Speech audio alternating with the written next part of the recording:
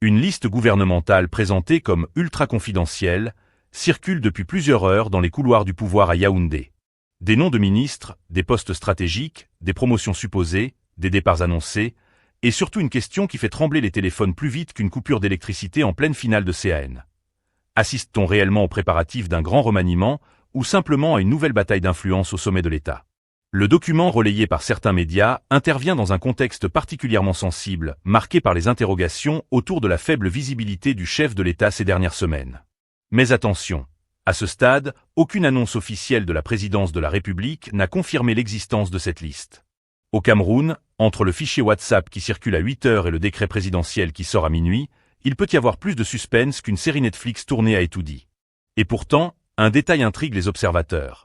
La liste ne ressemble pas à une révolution, mais à une redistribution des cartes entre les mêmes grands joueurs du sérail. Alors, qui teste qui? Qui envoie quel message? Et pourquoi cette fuite apparaît-elle précisément maintenant? Restez jusqu'à la fin, car derrière cette liste se cache peut-être bien plus qu'un simple jeu de chaises ministérielles. Partie 1. Contexte et faits vérifiables. Le Cameroun, pays où le décret est le seul roi. Commençons par remettre les pieds sur terre. Parce qu'au Cameroun, quand une liste ministérielle commence à circuler, l'émotion court souvent plus vite que l'information. Et ça, c'est un fait presque culturel. Vous savez, chez nous, il suffit qu'un document avec un cachet un peu flou, 3 noms bien connus et la mention confidentielle, apparaissent dans un groupe WhatsApp pour que le pays entier se transforme en salle de rédaction géante. Le cousin de Douala appelle la tante de Bafoussam. Le frère de Yaoundé écrit au cousin de Garoua. Le voisin du quartier annonce déjà, c'est confirmé. Et là, tout le monde oublie une règle simple mais fondamentale. Au Cameroun, un gouvernement n'existe officiellement qu'à partir d'un décret présidentiel publié par les canaux institutionnels. Point. Tout le reste, liste, capture d'écran, documents qui circulent, sources proches du dossier, informations exclusives, fuites ultra secrètes, relève du domaine de l'analyse, de l'hypothèse ou de la rumeur politique. C'est important de le rappeler, parce que dans le bruit actuel, beaucoup de gens confondent ce qui circule avec ce qui est signé. Et pourtant, un détail change tout. La liste qui fait actuellement le tour des réseaux sociaux ne sort pas de nulle part. Elle apparaît dans un contexte politique particulièrement sensible. Depuis plusieurs semaines, de nombreux observateurs commentent la faible visibilité du président Paul Biya dans certaines séquences publiques habituelles. Des médias nationaux et internationaux ont évoqué cette situation, chacun avec ses analyses, ses interprétations et parfois ses spéculations. Mais attention, commenter une absence de visibilité ne signifie pas établir juridiquement une vacance du pouvoir. La nuance est essentielle. Parce qu'au Cameroun, la politique aime les raccourcis, mais le droit, lui, aime les textes. Et les textes disent quoi? Ils disent que les institutions continuent de fonctionner tant qu'aucune disposition constitutionnelle n'est officiellement activée. Voilà le cadre. Maintenant, parlons de cette fameuse liste. Selon certaines publications, elle contiendrait les noms de personnalités pressenties pour un futur gouvernement. Un premier ministre, plusieurs ministres d'État, des ministres régaliens, des responsables de la sécurité, de la diplomatie et de la présidence. Mais ce n'est pas tout. Ce qui frappe immédiatement les analystes, c'est que la majorité des noms cités sont déjà des figures connues du sérail. Autrement dit, nous ne sommes pas face à une armée de nouveaux visages sortis de nulle part. Nous sommes face à des personnalités qui occupent ou ont occupé des positions importantes dans l'appareil d'État. Et là, permettez-moi une petite parenthèse satirique à la camerounaise même. Chez nous, quand une liste de remaniements sort et qu'on y retrouve presque les mêmes noms depuis 20 ans, le citoyen regarde son téléphone, soupire profondément et dit « Ah bon, donc c'est encore le championnat des anciens titulaires. » C'est comme le football vétéran du quartier, les maillots changent parfois, mais les joueurs se connaissent déjà tous.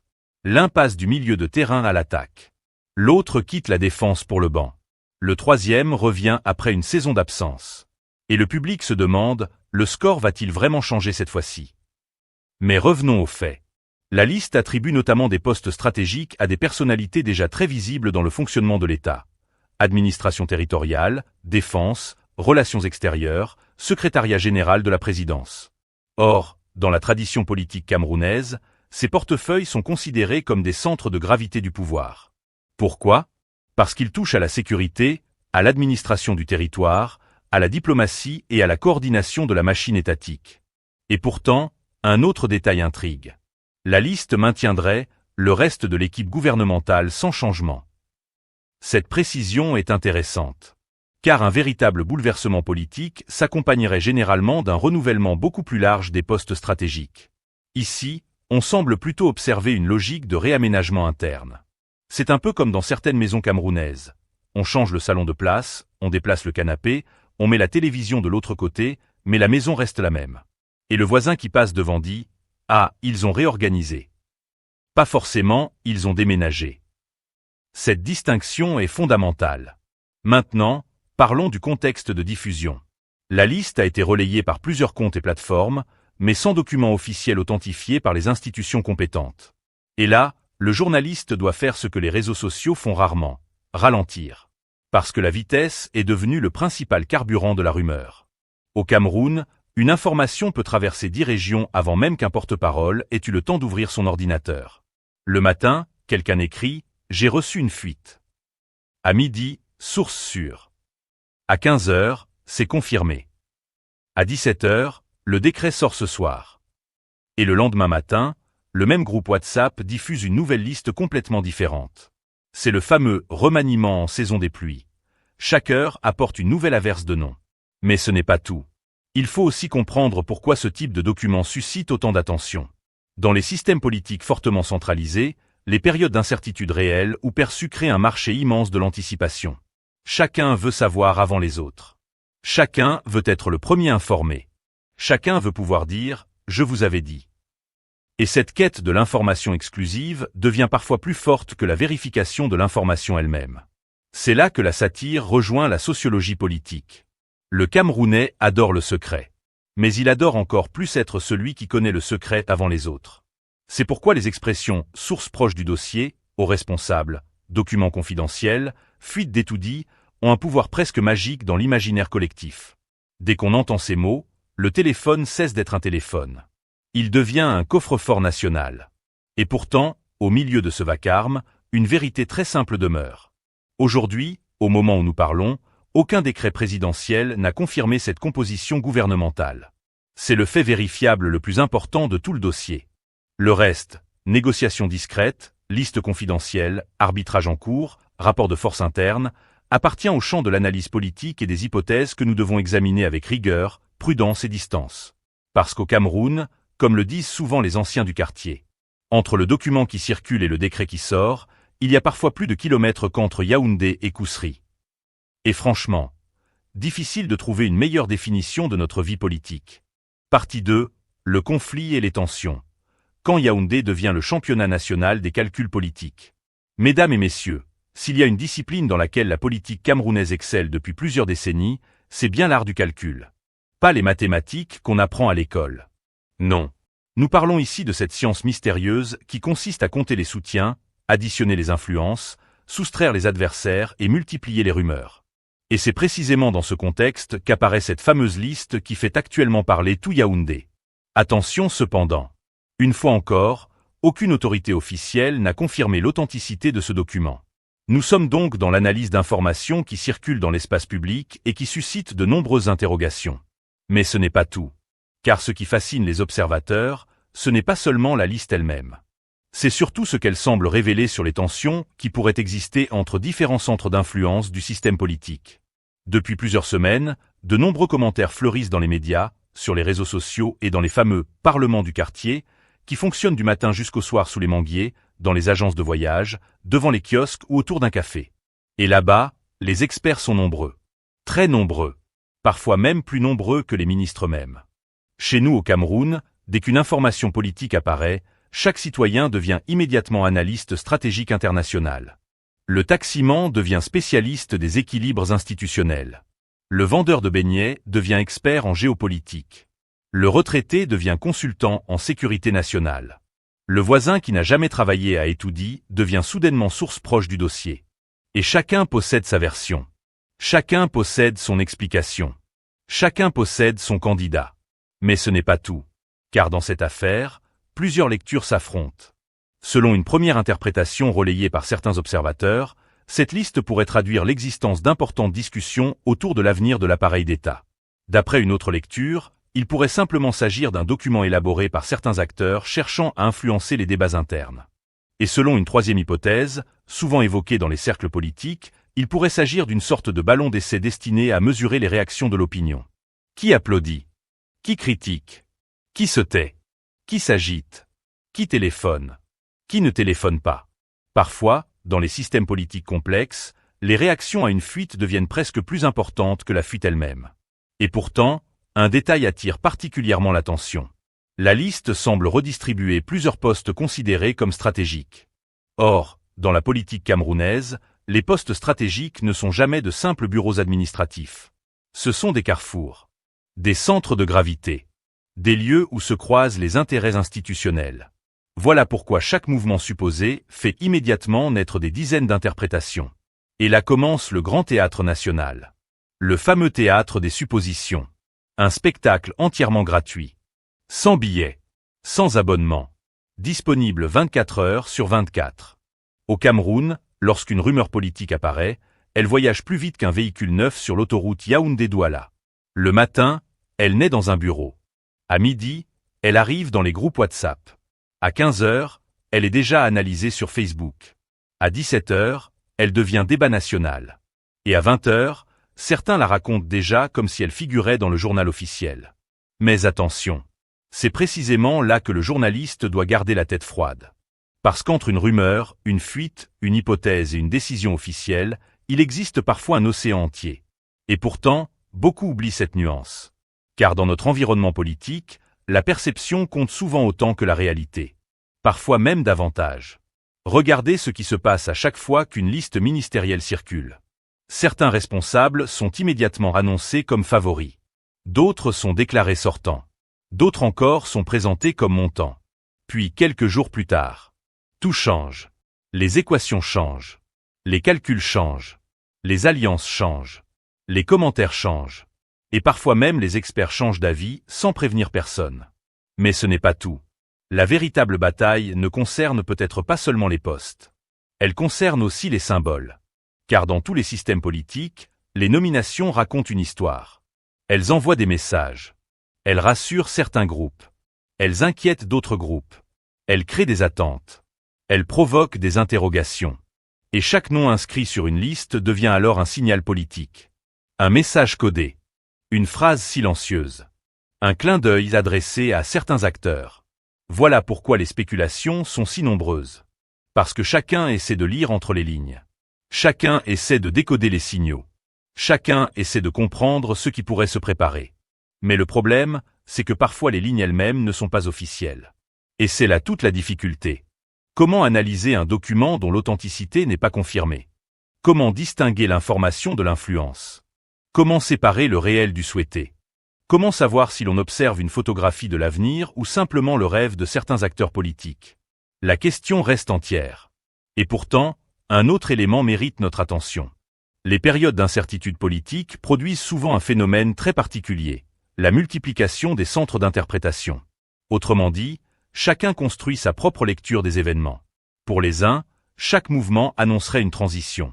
Pour les autres, il s'agirait simplement d'un ajustement administratif. Pour d'autres encore, tout cela ne serait qu'une bataille de communication. Et pendant ce temps, les citoyens observent. Ils regardent. Ils écoutent. Ils comparent. Ils tentent de comprendre. Car au fond, derrière les noms et derrière les postes, une seule question intéresse réellement la population. Qu'est-ce que tout cela pourrait changer dans la vie quotidienne des Camerounais? Voilà la question essentielle. Et c'est précisément cette question qui nous conduit vers la partie suivante. Car derrière les listes, derrière les fuites, derrière les rumeurs et derrière les grandes manœuvres supposées, se cache peut-être une réalité beaucoup plus profonde. Une réalité qui touche à la manière dont le pouvoir est exercé, perçu et raconté au Cameroun. Et c'est là que les choses deviennent véritablement intéressantes. Car lorsqu'on gratte la surface des événements, on découvre parfois des mécanismes beaucoup plus complexes que les simples jeux de chaises musicales ministérielles. Et ce que nous allons voir maintenant pourrait bien changer complètement la lecture de cette affaire. Partie 3. Décryptage et mise en perspective. Quand Yaoundé joue aux échecs pendant que le peuple cherche le mode d'emploi. Maintenant, entrons dans la partie que les vrais connaisseurs de la politique camerounaise adorent, le décryptage. Parce qu'au Cameroun, mon frère, la politique ne se lit pas comme un communiqué.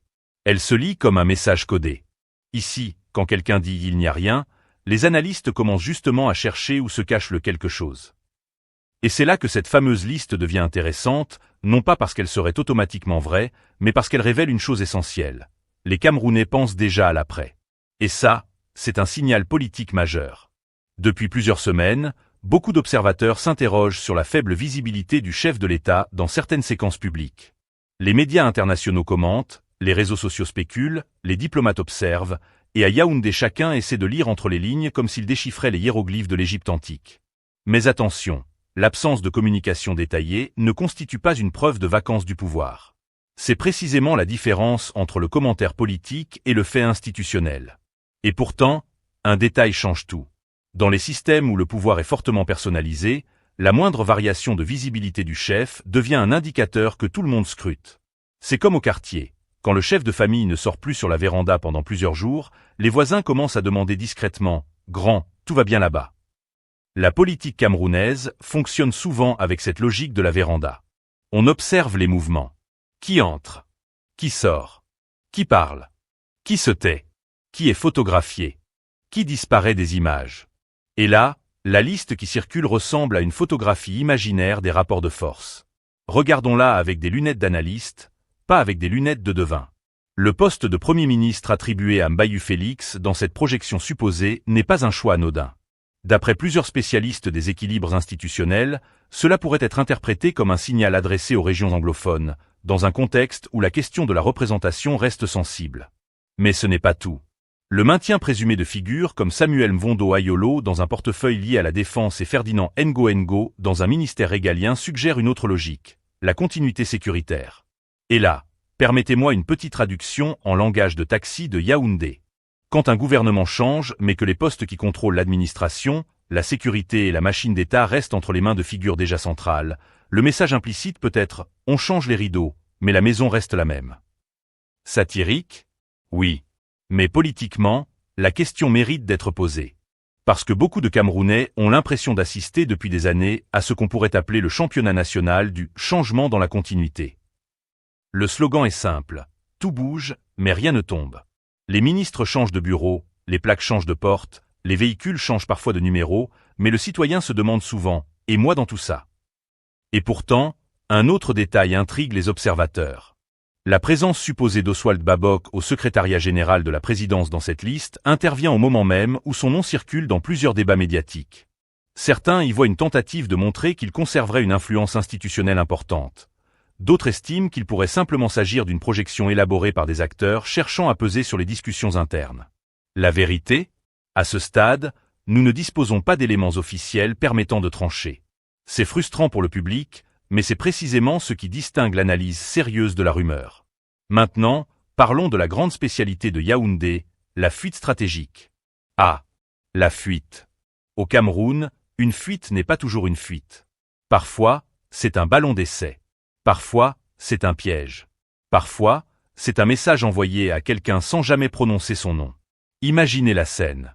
Un document circule. Tout le monde réagit. Les uns applaudissent. Les autres s'inquiètent. Les silencieux sont observés. Et celui qui a lancé la fuite regarde tranquillement les réactions comme un entraîneur qui teste sa tactique avant le match. C'est ce que certains analystes appellent la politique de la réaction. On ne cherche pas seulement à informer, on cherche à mesurer qui soutient quoi. Mais ce n'est pas tout. La liste contient aussi une dimension géopolitique interne. Chaque grande région du Cameroun semble y trouver une représentation. Et là, on touche à un sujet très camerounais, l'équilibre régional. Chez nous, un remaniement est souvent analysé comme un repas de famille géant. Chacun compte les parts. Combien pour le Nord? Combien pour le Sud? Et les anglophones? Et l'Ouest? On dirait parfois un partage de poissons braisés au quartier. Si quelqu'un a l'impression d'avoir reçu une plus petite portion, le débat commence immédiatement. Cette obsession des équilibres n'est pas propre au Cameroun, mais elle y prend une intensité particulière. Et pourtant, la question fondamentale reste souvent oubliée. Un gouvernement est-il jugé sur sa composition ou sur ses résultats? Voilà le vrai piège du débat public. On peut passer 3 semaines à discuter de qui devient ministre, sans passer 3 minutes à discuter de ce que ce ministre devra accomplir. C'est comme si on célébrait le recrutement d'un joueur sans jamais regarder le score du match. Et c'est ici que la satire rejoint l'analyse. Le Camerounais ordinaire, celui qui prend le taxi à 6 heures du matin, qui fait la queue pour un document administratif, qui cherche l'eau dans son quartier, regarde parfois ces grandes manœuvres avec une sagesse désarmante. Il dit « Les grands sont encore en train de déplacer les chaises. Moi, j'attends de voir si la lumière va revenir ce soir. » Phrase simple, mais politiquement dévastatrice. Parce qu'elle rappelle que derrière les batailles de couloir, il y a une attente sociale immense. Alors, cette liste annonce-t-elle réellement un futur gouvernement? Peut-être. Est-elle une opération d'influence? C'est possible. Révèle-t-elle des rapports de force interne? Très probablement. Mais une seule chose demeure certaine dans cette affaire. Tant qu'aucun décret présidentiel n'est publié, le Cameroun reste suspendu entre deux réalités. Celle des institutions officielles et celle des rumeurs qui courent plus vite qu'un taxi de Mvan quand il voit un client lever la main. Et franchement, à Yaoundé, il n'y a pas de suspense plus puissant que celui-là. Partie 4. Analyse satirique des pratiques. Le Cameroun. Ce pays où le remaniement commence sur WhatsApp. Le Cameroun. Ce pays extraordinaire où un gouvernement peut d'abord être nommé dans les téléphones avant d'être nommé dans le journal officiel. Chez nous, le remaniement ne descend pas d'abord du palais. Non. Il descend d'abord d'un groupe WhatsApp appelé « Les Patriotes du Vrai Changement », puis il passe par « Famille et amis », ensuite « Anciens du lycée », et enfin il arrive chez la tante qui vend le poisson braisé au carrefour. Et là, mon frère, ça devient sérieux. Parce que quand la tante du poisson dit « J'ai reçu la liste », même les grands analystes commencent à transpirer. On est dans un pays où le mot « confidentiel » signifie souvent « transfert rapidement avant qu'on supprime ». Tu reçois un document avec écrit en rouge « Ultra secret », ne pas diffuser. 5 secondes plus tard, 256 transferts. 10 minutes après, source proche du dossier. 1 heure après, information confirmée. Le soir même, débat national. Et pourtant, personne n'a vu le décret. C'est ça le génie camerounais. On peut transformer une capture d'écran floue en crise institutionnelle nationale avant même le journal de 20 heures. Mais ce n'est pas tout. Regardons maintenant la grande mécanique des équilibres politiques. Au Cameroun, composer un gouvernement, ce n'est pas seulement choisir des ministres. C'est résoudre une équation plus compliquée que le baccalauréat série C. Il faut le Nord. Il faut le Sud. Il faut le Centre. Il faut l'Est. Il faut l'Ouest. Il faut les anglophones. Il faut les francophones. Il faut les technocrates. Il faut les politiques. Il faut les historiques. Il faut les jeunes. Et à la fin, le citoyen regarde la liste comme on regarde les résultats du loto. Voyons voir qui est sorti cette fois-ci. Et là intervient le phénomène le plus camerounais de tous, le ministre recyclé. Ah, le recyclage politique. Dans d'autres pays, on recycle les bouteilles. Chez nous, on recycle les portefeuilles. Un responsable quitte un ministère, puis réapparaît dans un autre, puis revient dans un troisième, puis devient conseiller spécial, puis ministre d'État, puis coordonnateur de quelque chose qu'on découvre le jour de sa nomination. C'est comme le football de quartier. Le joueur change de maillot, mais il joue toujours sur le même terrain. Et le peuple regarde ça avec une sagesse incroyable. Le Camerounais ne s'étonne plus. Il dit seulement « Ah, donc cette saison il joue à ce poste-là ». Mais ce qui est encore plus fascinant, c'est la chorégraphie des réactions. Quand une liste fuite, chacun lit d'abord son intérêt. Le militant cherche sa région. Le cadre cherche son clan. Le fonctionnaire cherche son ministre. Le journaliste cherche son angle. Et le citoyen ordinaire cherche surtout une chose. Est-ce que ma vie va changer? Question redoutable. Parce qu'au fond, derrière le spectacle des nominations, beaucoup de Camerounais veulent simplement des routes praticables, des hôpitaux qui fonctionnent, des écoles équipées, de l'eau, de l'électricité et un peu de tranquillité. Mais la politique, elle, adore le théâtre. Et quel théâtre? À Yaoundé, une rumeur peut avoir plus de garde du corps qu'une décision officielle. Quelqu'un murmure dans un couloir. Il paraît que... Immédiatement, les téléphones chauffent. Les chauffeurs entendent. Les secrétaires entendent. Les plantons entendent. Les vendeurs de café entendent. Et avant midi, le pays entier débat d'une information dont personne ne connaît l'origine exacte. C'est la fameuse république du « il paraît que ». Chez nous, il paraît que est presque une institution. Il paraît que le remaniement est prêt.